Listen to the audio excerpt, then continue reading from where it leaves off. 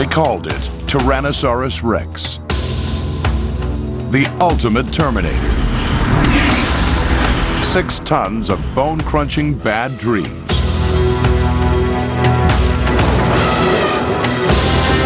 The undisputed king of the dinosaurs. There has never been a serious challenger to its crown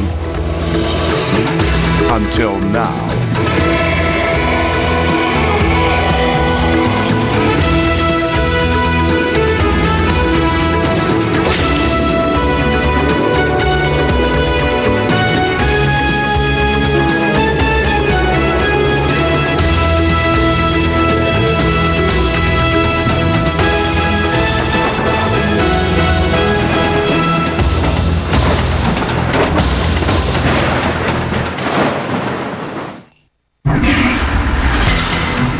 Tyrannosaurus Rex, king of the tyrant lizards, and its challenger, Giganotosaurus.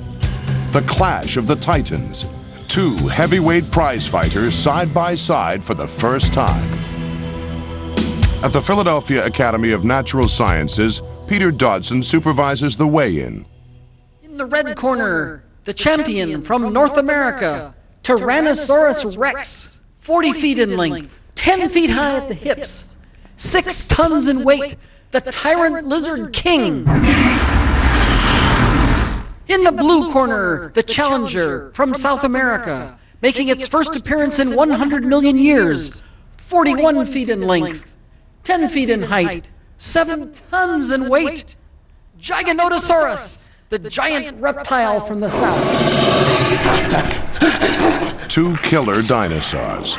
They lived millions of years apart on 2 different continents, but they were the 2 greatest predators of all time.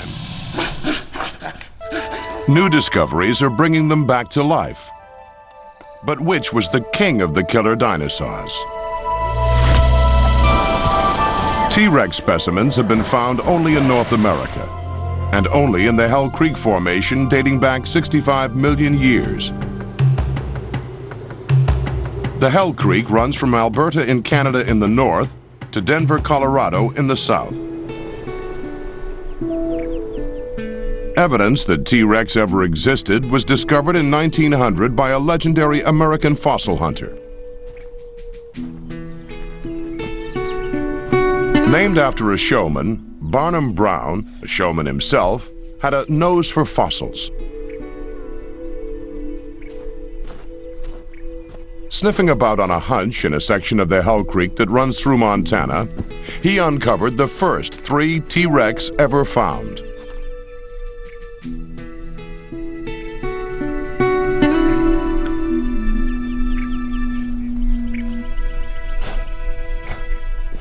Barnum Brown didn't like to get his fancy clothes dirty, so he hired a gang of workmen to dig for him. And it's bigger than anything I've ever seen. I came out right here. What we need to do is dig there, explore, see if there's anything there, because it's on this level. Pickaxing for profit and not posterity, he and his men were often careless, their specimens incomplete.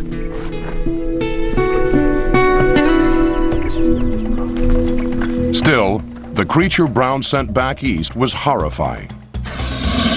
A monster from hell, it inspired Henry Fairfield Osborn, curator of the American Museum, to name it Tyrannosaurus Rex, king of the tyrant lizards. At first, scientists thought it was a lumbering, sluggish brute, a scavenger. It was so massive, they thought it could barely move and lay about on the ground for most of the time. And when standing, it needed its tail as a third leg for balance and support. Barnum Brown's prize find, made in 1907, was only 45% complete. For decades after, specimens of T-Rex remained fragmentary and rare. Then, in 1990, an almost perfect specimen was found, 90% complete. It would dramatically change scientists' understanding of the Tyrant King. Neil Larson and his team from the Black Hills Institute have excavated more T-Rexes than anyone else. The area around here is extremely rich in fossils. Since 1992, we have excavated 3 Tyrannosaurus rexes. One by the name of Duffy, about 1/4 of a mile over this way. One by the name of Stephen, about 1/4 of a mile over this way. And we brought Stan back to the place where he lay buried for nearly 65 million years. Tyrannosaurus rex has the most incredible bite and biting power of any dinosaur that has yet been found. He's got some 6 and 8 inch long teeth that poke out of the jaws. Now these teeth are shaped quite similar to a knife, but rather than being flat like a knife, they're shaped round like the end of this pick. This gives Tyrannosaurus rex the ability to not only just cut through meat, but also to be able to punch through bone. In the crunching department, tests show that T-Rex had biting power nearly twice that of an alligator and about 3 times more than a lion.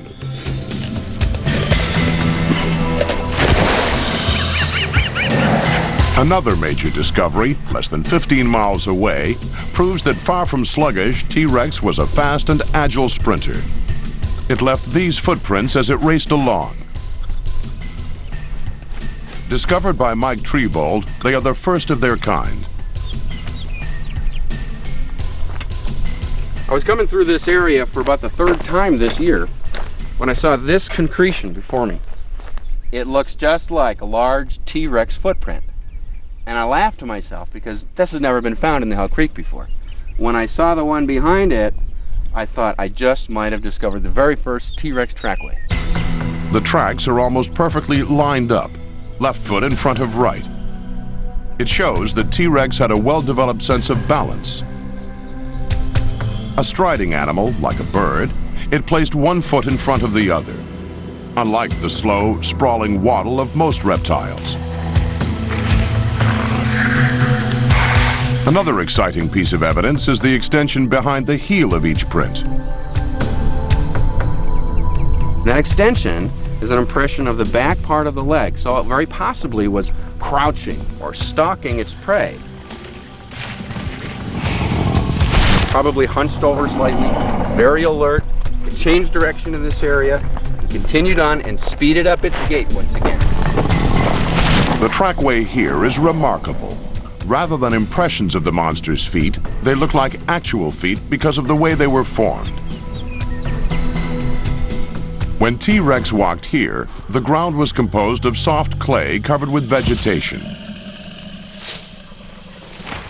As the monster stepped in the clay, it left footprints which were filled in by rotting vegetation, which over time were fossilized.